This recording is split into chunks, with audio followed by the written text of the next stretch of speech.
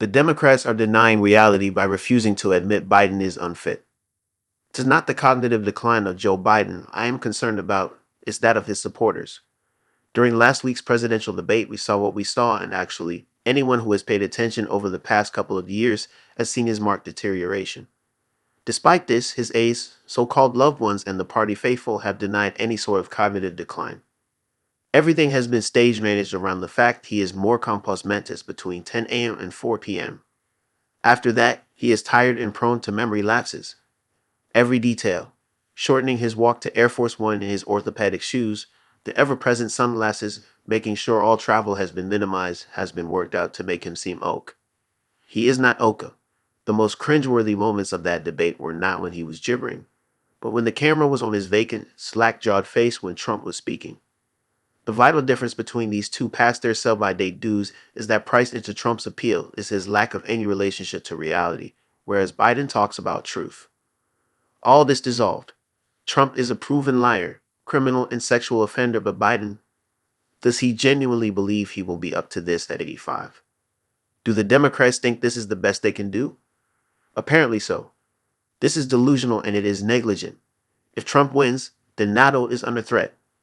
Putin must be rubbing his sweaty little palms together. Ever get the feeling you've been cheated? The line John Lydon sneered at the end of the last Sex Pistols gig in 1978 came to mind. The Democrats have cheated themselves and the electorate by fooling themselves that this 81-year-old was competent. This is stupefyingly dangerous. Why are the American people faced with such a disastrous choice? It seems to me that once you start denying one part of reality, then the rest falls easily. That is the zeitgeist. If we deny that biological sex is real, that COVID killed people, that climate change is happening, then why not deny the fact that everyone ages and dies? How else to explain these vastly intelligent aides who think they can front out what has now been made horribly public? Jill Biden, who has just been featured as the cover star of the latest Vogue, Tana, is allegedly the only one able to persuade Biden to step down. Really? As the clan gathered, they all apparently encouraged him to carry on.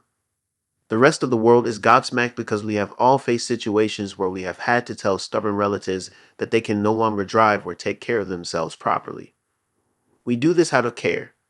Who in their right mind would want to see elderly loved ones stumbling and embarrassing themselves in public?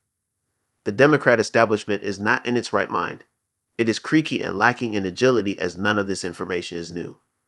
Obama and Clinton coming out to bat for him does little. Voters rejected Hillary Clinton, remembered, because she was the establishment and Trump could present as a disruptor. That same establishment is closing ranks. This is a disaster. On a human level, it is impossible to grasp why Biden needs to go on. He has been president and he can have a nice life. I feel the same way about Jeremy Corbyn, probably soon to lose his last chance of being an MP, when he could just be making jam today and jam tomorrow. Why does Diane Abbott, 70, having suffered a bout of ill health, want to carry on? What is it about political life that makes a seemly retirement impossible? Margaret Thatcher was always said to be lost after she was booted out in 1992. What appears to be happening to Biden, though, that he is in a bubble of his family and a few close aides, is a fundamental political problem. We may have a less inflexible system, but so many leaders end up paranoid and advised only by a tiny inner circle. This was as true of Johnson as it was of Brown and certainly of the bonkers trust fiasco. The strange isolated position of power is surreal. Equally surreal is that those who are in full possession of their facilities will let this go on. In Biden's case, they talk about an existential battle over democracy, but they aren't in deep denial. Be careful what you wish for. Ruth Bader Ginsburg, a heroine to many, refused to retire during the Obama administration.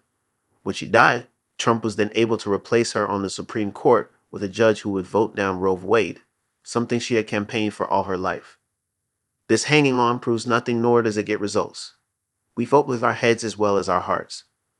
Many Americans will have already made up their minds. Many will have seen only 1 minute of the debate, and that would have been enough.